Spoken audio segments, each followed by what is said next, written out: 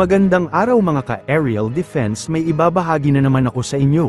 Dahil ngayong araw na ito ay may pag-uusapan tayo tungkol sa depensa, China nagbanta sa Pilipinas sa Ayungin Shoal.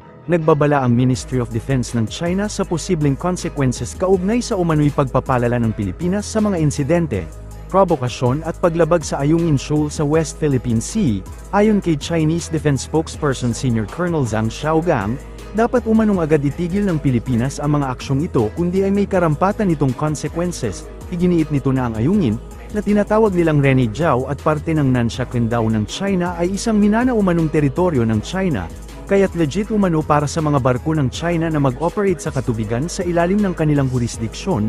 Ginawa ng Chinese official ang pahayag kasunod ng napaulat na paglapit umano ng dalawang maliliit na Navy boats ng Pilipinas mula sa BRP Sierra Madre, sa mga barko ng China Coast Guard sa mapanganib umanong paraan. Iniulat naman ng Chinese Ministry na maraming barko ng China ang nagkumpulan sa lugar at ilang barko naman ang tila armado ng machine guns. Sa ngayon, wala pang tugon ng panig ng Pilipinas kaugnay sa panibagong pahayag ng China, subalit nauna nang iginiit ng Philippine Navy na hindi dahilan ng pagkaalarma ang namata ang tugboat malapit sa BRP Sierra Madre. Ginawa ng hukbo ang paglilinaw dahil sa pangamba sa posibleng paghatak umano sa nakasadsad na barko ng Pilipinas na BRP Sierra Madre sa Ayungin Shoal, bagay na nauna na ring pinabulaanan ng Philippine Navy. Tila binabaliktad na naman ng China ang kwento at totoong nangyayari ngayon sa Ayungin Shoal.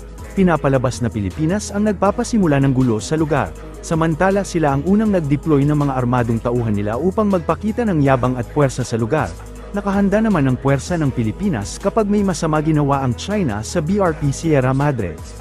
Inaasahang ilalagay ng Japan ang US-made Typhoon missile system sa unang pagkakataon sa panahon ng joint military exercises kasama ang United States sa susunod na buwan. Ayon sa Japanese media, tinitingnan ng mga analyst ang hakbang na ito bilang isang strategic signal laban sa Beijing, lalo na kung sakaling magkaroon ng conflict sa Taiwan.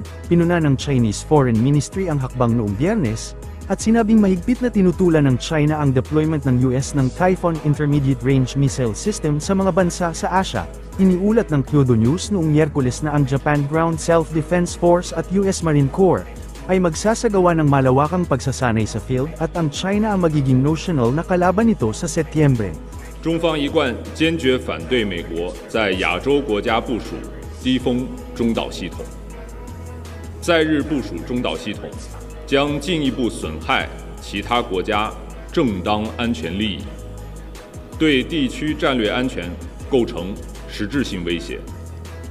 美方、日方应切实尊重他国安全关切，不得引入低风中导系统，以实际行动为地区和平稳定发挥正面作用。由于军国主义侵略历史，日本军事安全动向一直备受亚洲邻国和国际社会高度关注。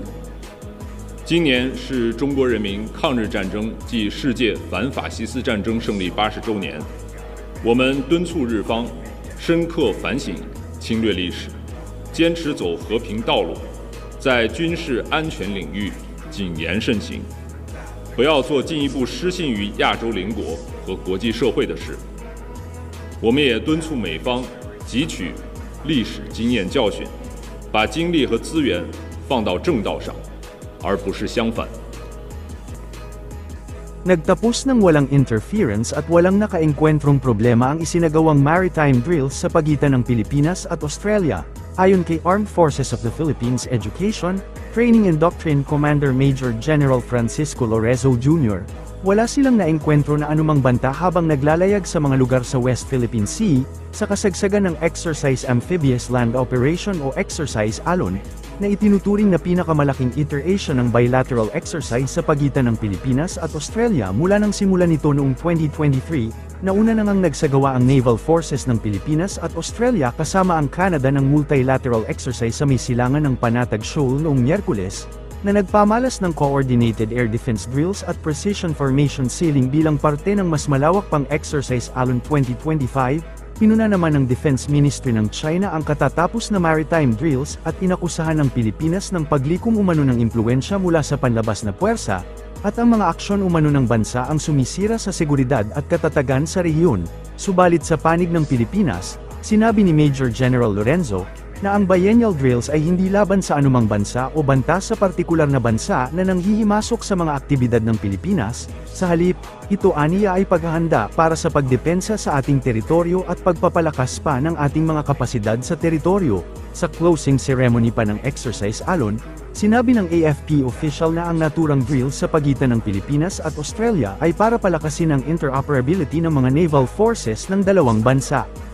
Para sa mas madaming update tungkol sa ating depensa, paki-follow at like muna ng aming page na nasa description na ang link.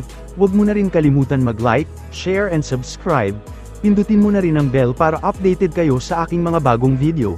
Maraming salamat po.